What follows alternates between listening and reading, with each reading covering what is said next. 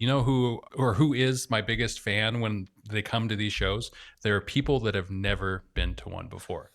And so, yes, we have the people that come from other cities or moved here, but then there are other people that come to the show because they've been drugged by their significant other, or they're going with a group of friends and everyone's going to dress up and all right, I'll go too. And they're like, I guess. And then they're like, oh my gosh, their mind is blown because of the inclusivity and the celebration of pop culture, because there is such a wide variety.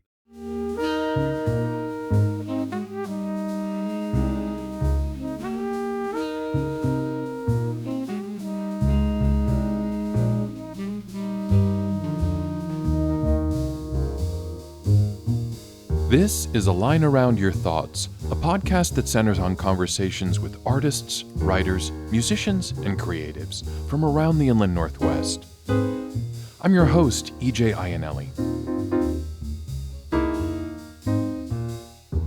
This week, we're sitting down with Nathan O'Brien, the founder and showrunner of the Lilac City Comicon. The Comic-Con is coming up on June 6th and 7th at the Spokane Convention Center, and this year it's celebrating its 20th anniversary. Nathan and I traced the history of the Comic-Con from a tiny event of about 300 attendees and a single stormtrooper to a 2-day gathering of over 10,000 people with a massive cosplay contingent, hundreds of exhibitors, and a slate of about 30 celebrity guests. We also talk about the community aspect of the Comic-Con, including how it helps cultivate the next generation of graphic artists through a memorial scholarship. Before we begin, if these weekly deeper dives into the regional arts scene are important to you, you can support A Line Around Your Thoughts as part of our Patreon community. Head to patreon.com/ALAYT to learn more about how to keep these conversations going. And thanks to our Patreon sponsor tier member, Mel Antuna Hewitt, whose work you can find online at librobook.com. I am sure Mel would love some company in these pre-episode shoutouts, so please consider signing up as a sponsor tier member yourself. Then again, if Patreon isn't your thing, but you'd still like to become an episode or a season sponsor, get in touch through our website at alaytpodcast.com. Between episodes, you can also get updates and engage with us on Mastodon at alaytpodcast@pnw.zone, on Blue Sky at alayt.bsky.social, and Instagram at alayt_podcast. And now, on to the Rogue Heart Media Studio. So, welcome, Nathan. Thanks, EJ, for having me. You know, there was a time when we were seeing each other fairly regularly, and then there was a long gap where we didn't see one another. And a lot has happened in that gap. I figured since we're coming up on the 20th anniversary of Lilac City Comicon, which has even had a name change in there, we could cast a look all the way back to 2007 when this got its start at GU. And I think you just had a handful of exhibitors and maybe 300 attendees at the most. And then we'll trace the arc of that progression to what it is now. Sounds good. So walk me through some of those early years in 2007 and kind of the epiphany that took place when you said, this needs to happen. Yeah, so it really started in 2006, the summer of 2006, when my family and I moved here from the west side, Whidbey Island, on the other side of the state. And I was used to going to shows over there, big and small, whether it was single day shows, multiple day shows, and just going to Comic Cons and art events, pop culture events was really in my DNA, even since I was a young child. And one of the first things I wanted to do once I got settled when we moved was to go to the local comic book shop, talk to a couple of different owners, and be like, when's the next show? Because I'm looking online, and in 2006, the internet isn't what it is today. And the options were very limited on where you go and what you try to find. And I just couldn't find anything. And when I asked one of the shop owners, did I miss it? When's the next show? And he laughed in my face. And I was like, what's so funny? And he said, well, we haven't had a show in Spokane in 13 years. And there previously was a show, and it kind of fizzled out and burned some bridges, and nobody else has done one. And that just kind of blew my mind. I mean, Spokane is the second largest city in the state of Washington. There's no reason why we shouldn't have a show of our own. So I remember I went home and I called my quote unquote con buddy, who would go with me all the shows on the West Side. And I tell them what I just told you. And I think, and just came out, I'm going to start a show. And he was like, do you even know how to run a show? And I was like, well, no, but I'm going to figure it out. So I just started doing my own, research, and actually made some really valuable connections with some other people that run the shows on the West Side. And they were surprisingly helpful and gave me some pointers. And it really wasn't until after that first year wrapped in 2007 that I learned even a million more things that never even crossed my mind, about organization and how I should present the setup instructions and parking, and like, what do I need to worry about parking for? People are going to come to an event, but where are people going to park, and where the signs go, and all these little things that just, I was so focused on, well, how am I going to get vendors, and who are the guests going to be, and never mind all the other A through Z logistics. So every year since then, not to skip ahead, I've always sat down the day after the show has been over and write a pros and cons list, even to this day, and make notes on how I can do things even better the following year. Yeah, and it's hard to know what you don't know when you're starting out like this. And so, okay, you're starting with pretty much nothing and a few connections and a few conversations. And then you've got to get to this finished product of the vendors and, the various exhibitors and, who your guests will be. And then all the steps in between are kind of unknowns until you've actually done them for the first time. Even the advice from other people who are experienced, even if they give you step-by-steps, you don't know it until you do it. You're exactly right. And then in turn, over the years, I've had people reach out to me and be inspired by hearing my story or attending the show. And they're like, I want to start my own show. So some have tried to do their own show here in Spokane. Some have done and been successful doing their show in other cities. And what I tell them, first and foremost is I don't own Spokane. If people want to do a show, do a show. That's their prerogative. And some people have listened to my advice to the T, and even like created their own little Bible of how to run a show. And other people are like, yeah, okay, we'll see. And then they learn sometimes the hard way. And I was really surprised to see that your first guests for that, which I can imagine that would be a hard sell if you're saying, look, we're launching this for the first time. I'm a novice at this. One of your first guests was Margot Kidder, which is kind of not quite the OG Lois Lane, but the OG Lois Lane for a lot of people. Yeah, we were extremely blessed to have her for the first time. Somehow Margot Kidder got my phone number. I don't know how she got my phone number, but somebody, maybe it was one of the vendors, one of the shops, put her in touch with me. And she called me up one day and she's like, this is Margie Kidder. And I'm like, Margie? And she's like, Margot Kidder. I'm like, oh my goodness. Yes. Sorry. Yeah. I didn't know we were on nickname basis here on our first conversation. She was super sweet. She had a place over in Montana at the time. She drove herself over. And then we provided her a hotel, and she came to the show. She was fashionably late to the single day show that was only like 6 hours, and she was, I think, about an hour late. So a lot of people were like, "Is she even coming at all? Is she even here?" Not knowing it's first year show. I haven't built any type of credit or reputation yet. I'm like, "Oh, yeah, she'll be here," as I'm kind of sweating bullets. And when she got there, she insisted on walking as well from the hotel to the venue at Gonzaga, which was just down the Centennial Trail. And then she brought her dog, which she didn't tell me. And she's like, here, I'm going to go in there and get started and start signing autographs. Here, watch my dog. And she hands me her dog's leash. I'm like, okay, I'm trying to figure out everything else going on. And now I have to dog sit as well. I think that makes for such a good anecdote, just the intro alone. Somehow Margot Kidder got my phone number. And then from there, the whole story goes. Yeah. But I mean, that was such a get for a first year show. And so it's amazing. I guess the stars had already started to align back then. And then the next year you were back at GU. And then from there, you had a partnership with Spokane Community College where you branched out into Spokane Community College.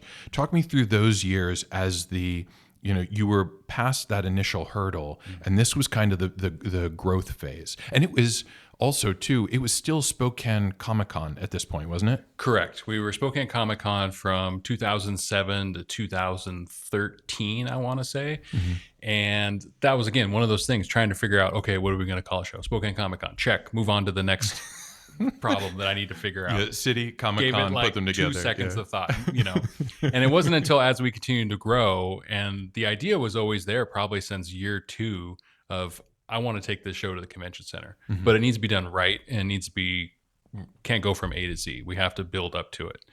And if it happens, it happens. If it doesn't, it doesn't. And so, yeah, we were Spokane Comic-Con, and I think it was the second year at Gonzaga. I was approached by a couple students that came, and they were like, "Oh, we're part of clubs. We're part of a gaming club. We're part of an anime club. We're part of a comic club. And if you bring your show to our campus, we'll sponsor your event. And then that way, your cost for renting the facility is going to be very minimal, and then we'll have all these students that will be at your disposal that will be part of your team."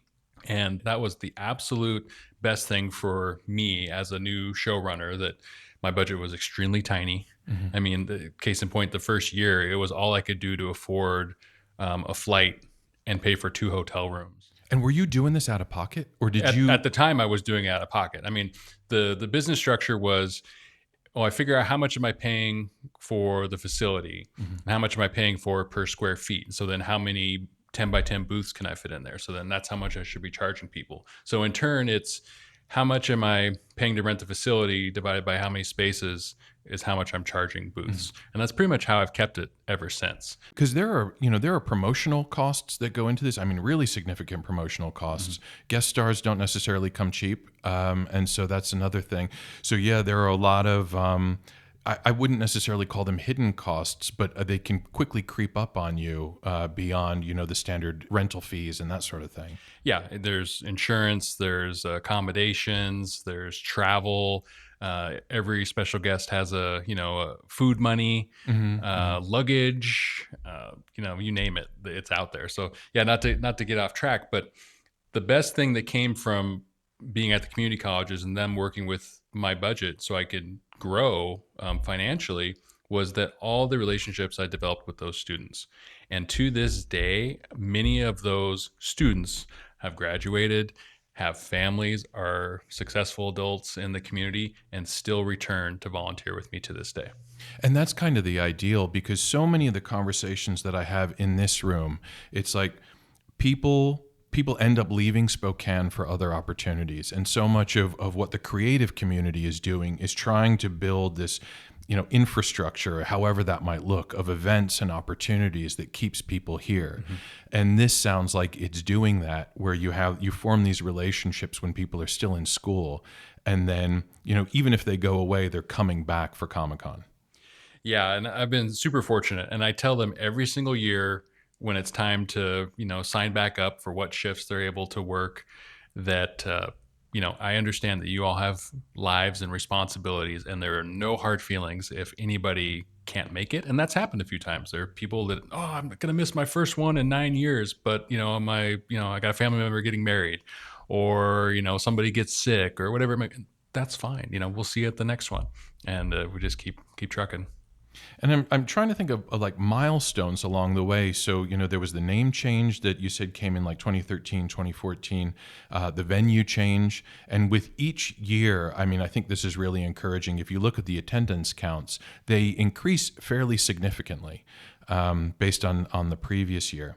But somewhere along this path, I think it was 2014, you got a mascot in the form of Sprocket, no? Yeah, that was something that was always a goal, to kind of further look at the bigger picture. Like, what can we do to legitimize the show? It's getting to, the convention center. It's having a mascot, having a color scheme, all these things that were so far from my mind when I first started. They're luxuries. Right. Yeah. And a lot of that credit goes to a good friend of mine, Matt Brazzi, who is our graphic designer for the show. He helped transition with the logo from going to Spokane Comic-Con to Lilac City Comicon. A lot of painstaking back and forth on figuring out how we want it to look, to incorporate the previous original logo, but kind of modernizing it, changing the color scheme. And so 2013 was the first time we introduced Sprocket, the comic cat. And it was based off of my cat at the time, whose name was Ed, but secret identity, and orange and white tabby cat. And so that first appearance, we did a Kickstarter GoFundMe to get this comic printed, and we did a first issue. So we always joke and say that if you still have the first issue, it's more valuable beyond your wildest dreams. I'm sure there's less than 50 copies out there somewhere. But that first issue, he had a red and blue color scheme to match the Spokane Comic-Con. And then once we transitioned to the Lilac City, he now has a light purple and green color scheme. And there's a kind of a rationale behind Sprocket. So he is the defender of Spokane's alternate realities. Correct. So tease this out a little bit. What alternate realities do we have in mind? So there's a lot of cameos throughout the 5 issues, and then we ended up doing a anniversary anthology a couple years ago that collected all 5 issues for the first time together, and we still have copies that we'll have it at this coming up show if people haven't seen it. And that's what's so cool is people rediscover the comic for the first time that weren't around when they originally came out. But there are nods to he fights the garbage goat. He fights Pothole Pete. There is, shameless cameos from various, news media and local radio personalities, and of course, then our family and friends. And why the name change? Why go from Spokane Comic-Con to Lilac City Comicon? Yeah, so that was something that was kind of in my mind somewhere in between that I was like, if I want to try to be on par with a lot of these other shows that are happening just really around the PNW, so that we're our own thing. It's never a competition. I'm never like worried about what other shows are doing, but a lot of other shows are nicknamed after the city's nickname. So Emerald City Comic-Con in Seattle, Rose City Comic-Con in Portland. Even at the time there was a smaller show in Tacoma, Jet City Comic-Con, who have since rebranded to Grit City Comic-Con. So people always tend to gravitate towards the nickname. And so we just thought the perfect opportunity would be with us going to the convention center, that was the time to transition to the new name change. And you had talked about previously with the organic growth that we were having year over year. When we hit 2,000 people, I think for the last couple of years at the community college, I knew that was the time to start making that jump. So that same year that I was planning everything, the last year at the community college, I was simultaneously planning everything for the convention center, because now there's all these new hoops that I needed to jump through. Yeah. And so at that show, we announced that next year we were going to be there, and now we were going to be rebranding. And we went overnight from 2,000 people at the community college to 4,000 people the next year at the convention center. Yeah, and now you're up to, I think, healthily into the 10,000 range.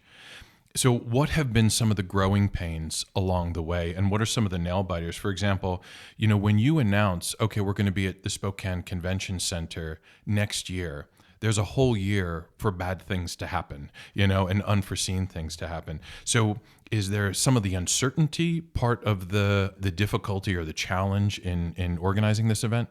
I think the biggest thing going from one venue to the next was a lot of meetings with the convention center, and they've been 100% on board and supportive from day one. But it was essentially, they treated me like a new vendor, because technically I was a new vendor working with them. Mm-hmm. But they had to even remind themselves and tell me they had to remind themselves that even though I'm new to them, I'm not new to my events. At that time, I think that was going to be year 8 going into that show, and they even had to be like, sorry, we have to ask you this, but what are you doing with this? And so that was good for me, though, because I never had to explain to so many people like what the method to my madness is. And since then, it's just become the norm that we have constant communication with the event managers and the catering and the security and all the facilities. There's so many different departments that come together at the convention center to make the show happen, that at first it seemed very daunting and overwhelming, that now I have to coordinate with all these people rather than just myself and a handful of my teammates, setting up the tables and chairs. Now we have to have more plates to spin. But now it's just part of the norm, and we have a 30-day team meeting, and we sit down, and it's so dialed in that we'll sit there and be like, it's the same as last year, but we're still going to go over it to make sure that if there's anybody new sitting at this round table, that everybody's on board. And how big is your staff, and are they all volunteer? It's all volunteer. Yeah. So, I mean, when it comes to planning this event, it's me, myself, and I'm doing probably about 99% of it. when it comes to putting everything together. And then my wife helps me down the stretch when I'm trying to focus on these last minute details or things that you can't plan for. And she kind of then will take over the email probably the last week to 10 days, because I just get a lot of the same questions. What time is set up, or what time does the show start? Even though I've communicated that email out there and we have a website that I've spent countless hours updating, some people just want to be told, that answer. And so I Don't let I her know it? handle Yeah. that, and I don't then have to get on there. And so, yeah, how big is the volunteer crew that ends up setting up the tables? Yeah. So, I mean, once we went to the convention center, then we hired an interior designer. So there's another cost. Ooh. So yeah, right. It sounds really fancy. It La-di-da. sounds fancy. Yeah. It's LCD here in town. Well, actually, I take that back. Originally, it was A to Z. No, yeah, it was A to Z, and then we went to event rents, and now we're at LCD. But essentially, we give them the floor plan, and then they come in the day before and they set everything up. Okay. So that's been one of the greatest things, even though it costs money, of course, is that I don't know how many tables and chairs that I personally would have to break down between year 1 and year 7 personally. Yeah. And especially at the community colleges, we had to move furniture out of there, and we had to be very careful not to damage the President's Prize furniture that they would have in the lobbies and things like that. So it's worth every penny. They handle it all, and then I just go in there and make sure that it's set to scale, and if they have any questions or whatever. So it's great. And then the rest of my staff, I've got probably about 15 regular volunteers, and those are, like I was saying, the majority of them are the students that came on with me from the community college, and then we've brought in a few people here and there where maybe it's somebody's significant other. A couple of them are ex coworkers of mine that used to work with me at a previous job that had a similar interest in it, and then they've come back to me and be like, hey, I'm available, I can help. And I know they're good people, and so everyone has just been super helpful. They know their roles, they're dialed in, and their priority is the same as mine, making sure that people have a fun, safe, and inclusive experience at the show. And I'm trying to make sure that I give credit where credit's due, because I know that it's a huge lift as an organizer. So when I think of the various players or stakeholders in a Comic-Con, we've got the organizers, we've got the audience and the patrons and the attendees who are going to be coming in. We've got the guest stars, because you got to have guest stars. But there's also the exhibitors. And when I was looking at the exhibitor list, I mean, I can't even speak to the range. And so I'm hoping you will, because, yeah, I was just overwhelmed by the amount of folks that are there from, the creative side, from just the sales and collectibles side. So yeah, talk to me about the exhibitors who are going to be there. Yeah, I mean, that's been one of our focuses as well from the early going, is there are so many talented artists and creative individuals here in the Inland Northwest and Pacific Northwest in general. There's so many amazing businesses that are open all year round in the area as well. Let's bring them together, put them at this show and highlight them and feature them, and in turn bring in, business for them. And that's, in the past, when I've had to go door to door to give flyers out to people or businesses and talk to them to see if they're interested, that would be my kind of elevator pitch, which I don't have to do anymore, but is picture your busiest day that you've had at your shop. Maybe it's First Friday or a holiday weekend. Now imagine if you could do that at my show, but then there's going to be 10,000 people are going to come in. Have you ever had 10,000 people come into your shop, even on your busiest day? The answer is probably no. Yeah. So that opens up a lot of eyes. And as the show, and most importantly, the positive word of mouth has grown year over year, I haven't had to go, quote unquote, hustle or pound the pavement in years. That we have a waiting list year over year. I have right now currently 150 people on the waiting list for this year's show that I won't even probably touch more than 5, between now and then. People don't want to miss the show. People rarely cancel for my show unless it's an emergency. Because they know that it's well attended, they make good sales. I have a lot of people tell me, the vendors, that they do as much or more business in 2 days here in Spokane than if they went to Seattle or Portland for a 3 or 4 day show that draws 40,000-50,000 people, which is just crazy. People show up and they shop. And that's the advantage of kind of being semi-isolated here, is because we're drawing from a probably a larger catchment area and a much more rural catchment area that doesn't have these amenities and would have to travel to the west side. Exactly. Yeah. Yeah.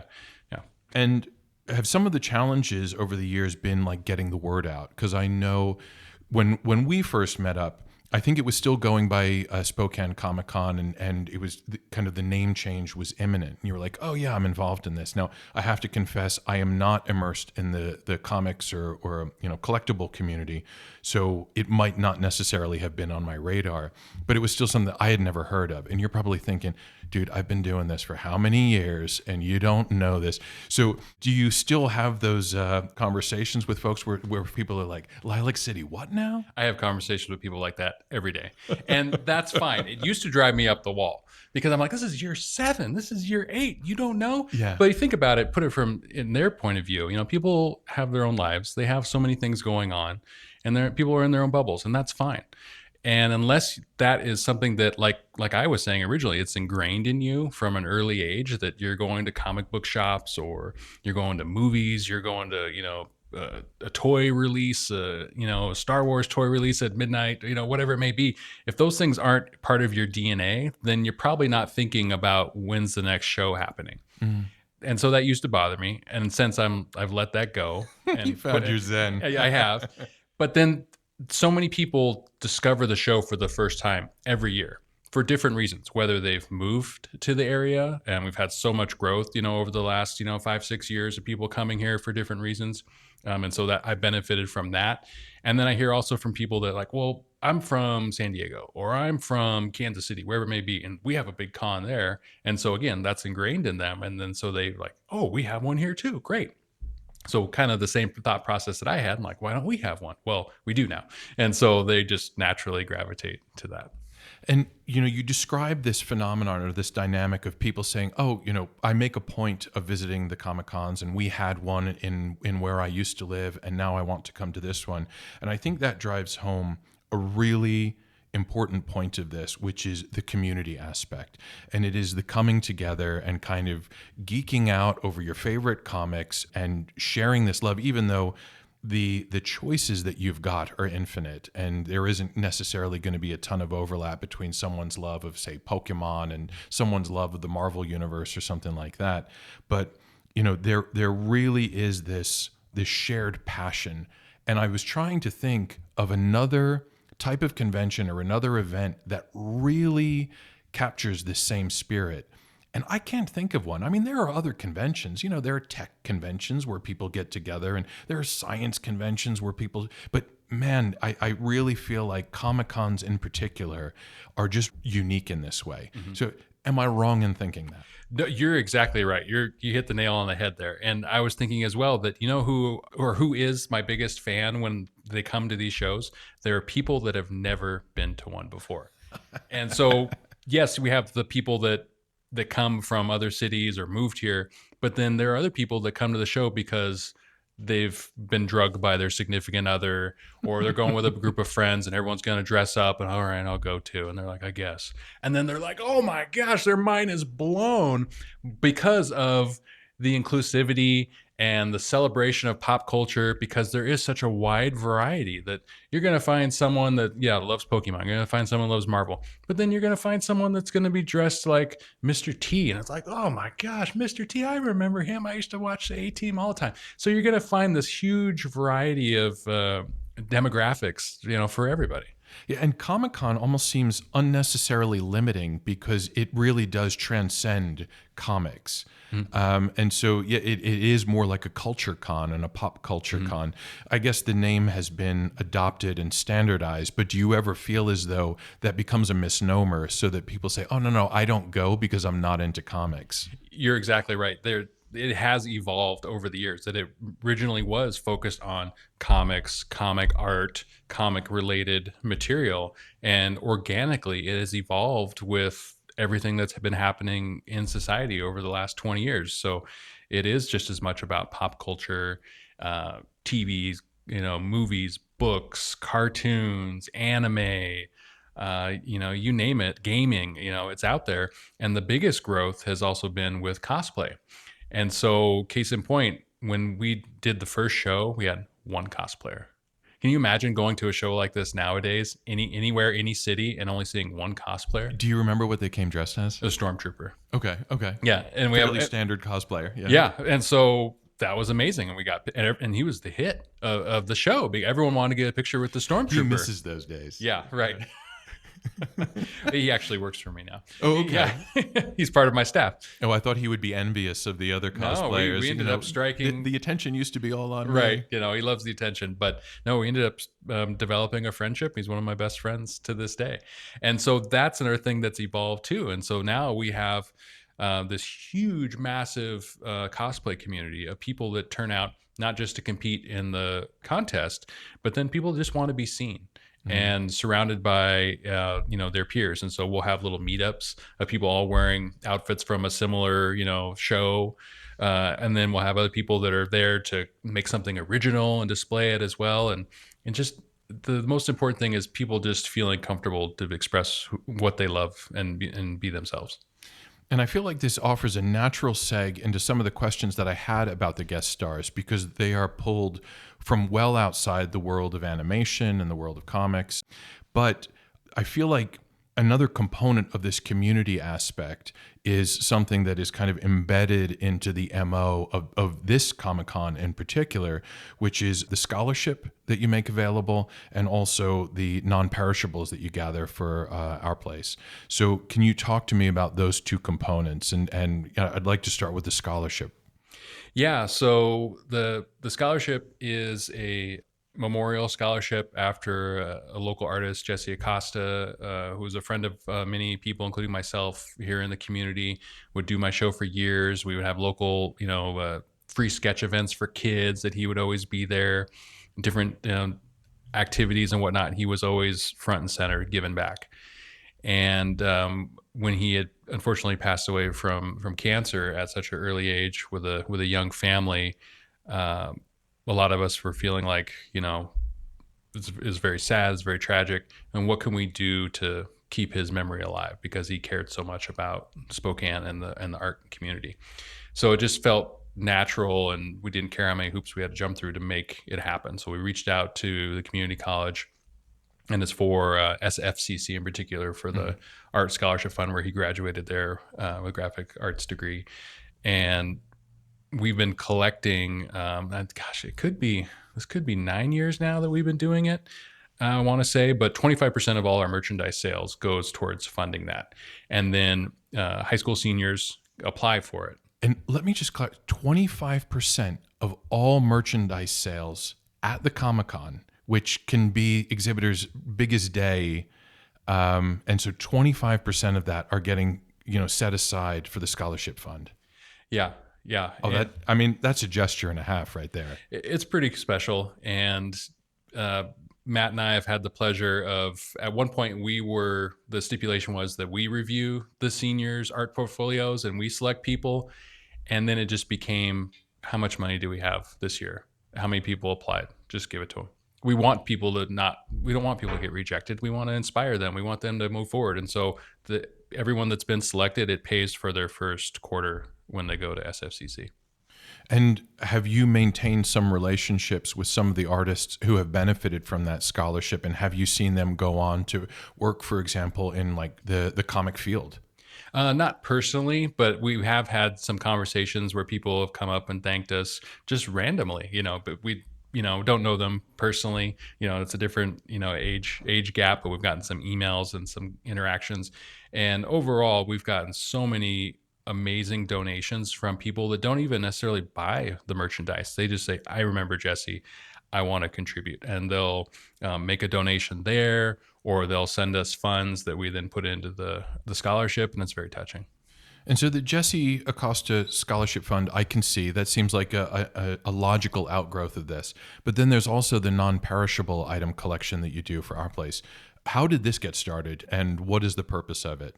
Well, I was definitely influenced by the community colleges as well, because there was a time when I also worked there, and not only had the shows, but I also worked there, and we would make donations to the student food bank. And I think that's what a lot of people forget about, unless you've been there or attended classes, that it's not all, teenagers that go to community college. There's plenty of working adults that have families and have lives, and maybe they have time for one class here or there to try to better themselves. And everyone has, bills to pay and mouths to feed. and there would be numerous times that pantry would be very, very slim. And so it originally started with us collecting some non-perishables to help that food bank out. And then in turn, it evolved into, well, a friend of mine, he's on the board for Our Place community outreach with the West Central neighborhood, and learning about, the struggles that they have with keeping those pantries stocked too. And so it was a natural progression to do more and aim higher and collect more items. And so it ranges anywhere. Some years we'll do 400 or 500 pounds. There's been some years that we've had 1,000 to 1,200 pounds of non-perishables that we collect just over the course of the 2 days. And it's no greater feeling to then, even though they're very heavy, load everything up and take it there and make the donations. No kidding. And then on top of all this, so there's this heart and soul of the Comic-Con, but then you also kind of need the zhuzh, you need the glam and the glitz, and that arrives in the form of the guest stars. And so this year, in addition to voice actors, and again, I see that, okay, yeah, I understand their place there, but you've also got a WWE hero, that's two of them. Okay.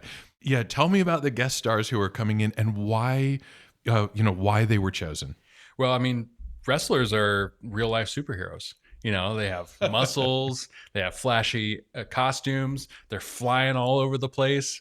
It was a natural progression that a friend of a friend was like, hey, you should have a wrestler, or you should have this guy. And I'm like, well, I guess I never really thought about that. And you start seeing them pop up at other shows and events. And it's like, yeah, I remember watching that guy. I remember, that guy was pretty cool, And so now this is, I think, the sixth or seventh wrestler that we've had over the years. And every time we have whoever it may be, they're huge. They get a huge reception, huge turnout. And it brings in a whole different genre of attendees to our show. Now that you put it like that, it's like, oh yeah, it totally makes sense. And again, if inclusivity is the watchword, then it seems like it would make sense. Now talk to me and mention some of these folks by name who are coming in. For example, last year you had, was it Squidward from SpongeBob? Yeah. And so this year it's a whole host of other voice actors that do like the animated Rogue and other folks. Yeah. So Tara Sands, she does a lot of stuff for Pokemon, and she has, to her credit, over 50 plus different Pokemon characters that she's voiced over the decades for the animated series and animated movies. So she was a huge get. People love Pokemon. I don't have to tell you that. And so she's probably going to have an insane line. And then I have to ask, with the voice actors, do people not make the connection? Because these are folks who are disguised, for want of a better word, by their animated avatars, and so. Yeah, I don't know if folks would always make the immediate connection, or if they would say, holy cow, but then they end up doing the voice to appease the fans. Well, I mean, thanks to, social media and the internet, fans today are a whole different breed. They're very smart. They follow people online. They know who they are, and they get a joy out of seeing what project they're working on currently or what they have coming up next. And so just like us getting kind of convinced that we should get a wrestler and then finding out how popular that was the same thing with getting voice actors a few years ago. And it just kind of became this natural progression. And so, yeah, having people that voice, Sonic the Hedgehog, Knuckles, Shadow, from the video games, we had Ryan Drummond, who's the original voice of Sonic the Hedgehog last year. And then David Humphrey and Scott Dreyer are their best friends. And so he was like, you should have my friends come out. And I'm like, well, who are your friends? I hear that all the time. You should have this guy. And I'm like, well, who are your friends? Oh, they did the voice of Knuckles and Shadow. I'm like, okay, that's a no-brainer. Lenore Zahn, voice of Rogue from both the original X-Men animated series in the 90s, which is so iconic and classic. So many people like myself grew up watching that, to then being reprised and coming back for the Disney Plus X-Men 97 series, which is a continuation from that original one. And she's just right back in the saddle doing that voice again, instantly off the charts popular. So, and the second season comes out, I think, like 4 or 5 days after the show. So, I mean, we're really lucky to have her. Yeah, and I think that original X-Men series is kind of acclaimed as some of the best animated television that has ever been put on, because it had rich character development and that sort of thing. So it's easy for folks, I think, to dismiss animation, and that's probably always a stigma that you have to labor under. But yeah, I think we were just talking about on this podcast Avatar, and a lot of the other animated series that have had such rich artistic merit. Right. Yeah. So, I mean, kind of case in point, last year we had a special guest, Larry Houston, who is a animator and art director, and he was the showrunner for the original X-Men 97 in the 90s series. And I was like, okay, I met him at another show, super nice guy, very professional, has a whole presentation on how he put everything together. And I was like, you got to come to Spokane and do that. But I was a little skeptical. I'm like, are people going to care? Are people going to know? And he was huge. And he was so professional, so nice. And he talked about how that opening famous sequence, the whole thing where he introduced all the characters, he drew that all in one weekend himself. And then they had to pare it down because he drew too much. And they had to pare it down to like a minute and a half when he drew like 3 minutes worth of animation. No kidding. Yeah. You've talked about a couple of the kind of headlining guest stars, but I think you've got about 20 or 30? When you add in the local guests as well. Sure. Yeah. Can you talk about some of those local guests too? Yeah, so it's just no different than trying to highlight, artists and businesses. We also try to highlight local artists and creators as well too. So Chad Shears is a mentor artist friend of mine. He does a lot of trading card art for Tops, Garbage Pail Kids. There's a series called Wacky Packs where you're making like funny alternate versions of products. So he did the Garbage Pail Kids art? He works on the Garbage Pail Kids series. Oh, okay. Yeah. So as a sketch card artist, you're hired to draw your own original art. And just like any, trading card series, the more rare, the better. So those will be randomly inserted into a regular pack. And if you find one, you're actually getting an original piece of art that somebody could resell anywhere from $80 to $200, depending on what it is. Oh, no kidding. Yeah. So he lives right here in town. He's coming. He does a lot of stuff actually also for our Halloween show because his art style is very, creepy and, cute at the same time. It's got a nice blend to it. Kind of think of like the Rat Fink inspired type of art. Era Gotham is also very talented. She's doing some art for us, exclusive art that we'll be posting soon. We do made to order screen print shirts, and so she's doing art for that as well too. But she's a local graphic artist here in town, and of course Derek Landers is very famous, well known in the Spokane community, and we've got exclusive art to be announced from him as well. So we're just very fortunate that we meet people and make connections with people, and then at the same time, besides the people that have their names out there here and there, as we go through the applications and I look at people's portfolios and their booth photos and what their merchandise is, there will be 2 or 3 people that we don't advertise, but I just say, you're not paying because your stuff is awesome and we're gonna take care of you. So we like to give back too. And as we wrap up, I have one question about some of the knock-on effects of this. So you have 2 days now where people can come together and experience this sense of community. You've talked about some of the lasting impact or the impact that moves beyond the Comic-Con itself for those 2 days. So you've got the non-perishable items, you've got the scholarship fund. Are you seeing more of a scene in Spokane? And I'm thinking here, because this tends to be my bias, of creators, of people doing interesting stuff in these various disciplines. I think so. When there was already people maybe out there in the ether, and I kind of feel like this show has brought a lot of these individuals and the community together that have like mind, passions for art and cosplay and creativity. And that's been really exciting and very flattering to hear. And so maybe when we first started, we were trying to push, a square through a round peg, through hell and high water. We were gonna do it, and that's where we took our lumps and we learned a lot of things, and we continued to proceed and move forward with it. And now it definitely flows. I feel like a raging river. It's going in one direction. It's happening.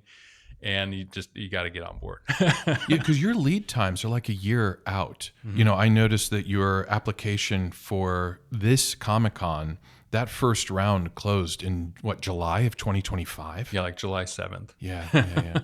Yeah, we have to. The demand has become so great that, like, even though I said earlier we have 150 people on the waiting list. I cut that down.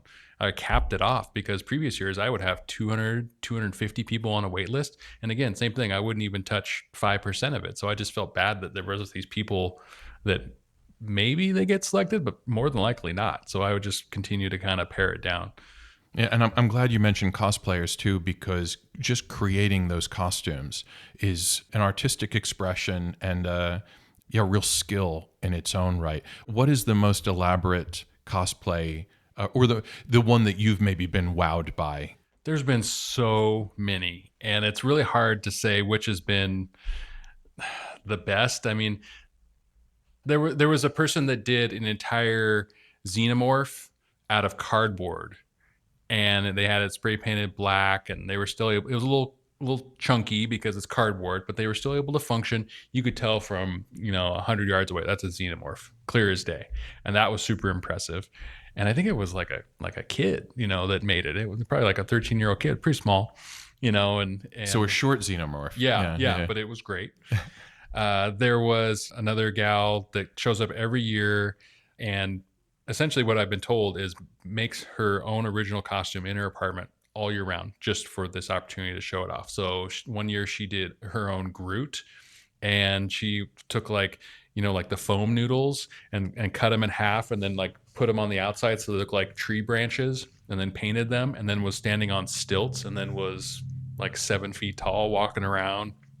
And that was super impressive because, again, same thing. No doubt that's Groot, and that's also a head above everybody else. Oh, that's wild. And so yeah, every year there's always someone that and it's not just one. There's so many creative people, and that's also another reason why we've had to evolve the cosplay contest and have asked people to pre-register online, because if we let everybody enter the day of, we would be there all night. Yeah. And it gets harder and harder to judge who is the best. And so we have to cap it at so many people. So if people haven't registered, they need to do that before they go to the show. Well, that's kind of a nice problem to have. It is. We're very fortunate to be drowning in creativity. Well, cool. So I snuck in a question about your favorite or the cosplayer that has most impressed you, but every interview closes with a lightning round of random questions. So I was glad to get the jump and sneak in something else there. But the first question is always an either or. And so it doesn't necessarily follow on from our interview, although you can interpret it as you wish. So the either or that you're faced with is 80s or 90s? That's a really hard question. I'm going to lean towards the 90s. Okay. And any particular reason why? I mean, I grew up right in between both, but I have a lot of fond memories in the 90s when it comes to grunge music, which is my thing. Sports with either the Sonics or the Mariners, growing up, going to all those games. And so that was prime time for me. Excellent. And what are some things from the 90s that you feel it should maybe get more love today? I know, Nirvana is still getting their fair share of love, but what's something from the 90s that you think people should show more appreciation for? That's a great question. I mean, I know that MTV has since gone off the air in the traditional sense with the music videos, and that's, definitely 80s through 90s. But, there's something about watching a new video, whether it was the TRL, and getting to find out who the top 5 or top 10 videos were, and then talking with your friends if they've seen it. Of course you can still do that because you can just watch it on your phone in 2 seconds, but it's something about knowing that everybody was watching it at the same time. I will share your nostalgia for MTV because I miss heyday MTV before they spun off into the reality shows. Right. But when it was just music videos all the time, and then Alternative Nation and things like that. Mm. Yeah, I miss that. MTV Raps, Yo Raps. Yeah, man. Yeah, that was late 80s, early 90s, wasn't it? Yeah. All right. Next question does have to do with comics. What is for the absolute novice, someone who knows nothing about comics? What is the recommended entry point for them? What would you say? Here's where you should start. Wow, that's a great question, and I think one of the things that makes comics so great is that there are so many different genres for people that it's not necessarily a traditional superhero. If that's not your thing, there are romance comics, there are mystery comics, there are horror comics, there are, kid cartoon comics, whatever it may be. And so I guess it's, what are you interested in? Because there are plenty of well acclaimed authors and writers that dip their toe in and do a guest spot with comics as well, that they'll cross over and write a limited series or something like that. So if you just want to stick with traditional superheroes, there's a couple good ones. One is All-Star Superman, and it actually was heavily inspired by the most recent Superman movie that just came out. But long story short, the premise is that Superman has to save a space shuttle that was going to crash into the sun, and because he gets his powers from the sun and he's never flown that close to it before, that his powers become like 10,000 fold radiating super. He like starts developing new powers, but as a result, it's like killing him because he's overpowered. Interesting. And so what happens from that? Okay, so it takes a classic, as comics often do. So we've got these perennial classics and kind of puts a new spin on that. Right. Okay. Yeah. I can see the universal appeal in that. Okay. Totally unrelated. What is your favorite board game? Board game. I don't play a ton of board games. I know that board games and games in general are super popular, but I would say back in the day, Sorry. I was a big Sorry fan. I played that a lot. And what about the game appealed to you? It was because it was acceptable to be kind of, a little turdy to the people you were playing with, because you got to bump them off, send them back. It rewards mean-spiritedness. Yeah. It was acceptable. It gives you that part of the play. Yeah. I wasn't sure if it held any nostalgic appeal. So maybe you played it as a family, or you played it with a group of friends. Oh, sure, always. Yeah. Okay. Yeah. Cool. All right. And then lastly, what is your most irrational fear? Oh, yeah. I mean, the biggest irrational fear that I have as a showrunner is that you spend all year planning an event, executing an event, and then nobody comes.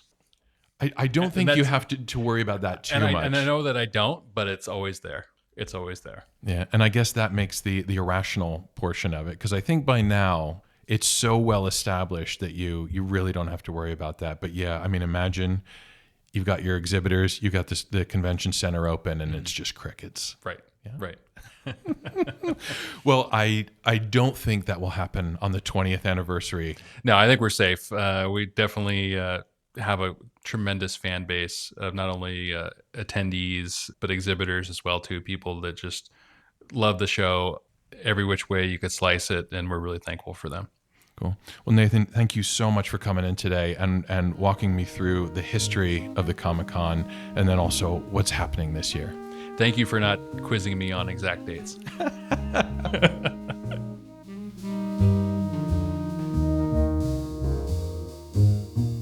This has been A Line Around Your Thoughts. My name is EJ Iannelli, and my guest this week was Nathan O'Brien, the founder and showrunner of the Lilac City Comicon.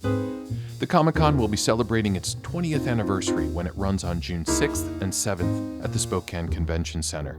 All the details are at lilaccitycon.com.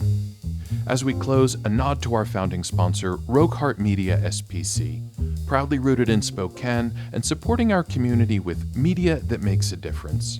For more, visit rogueheart.media. If you're interested in becoming an episode or a season sponsor and keeping these conversations going, please reach out through our website at alaytpodcast.com. And to show your support for A Line Around Your Thoughts and even join the conversation yourself, become a part of our Patreon community. Check out our page at patreon.com/ALAYT.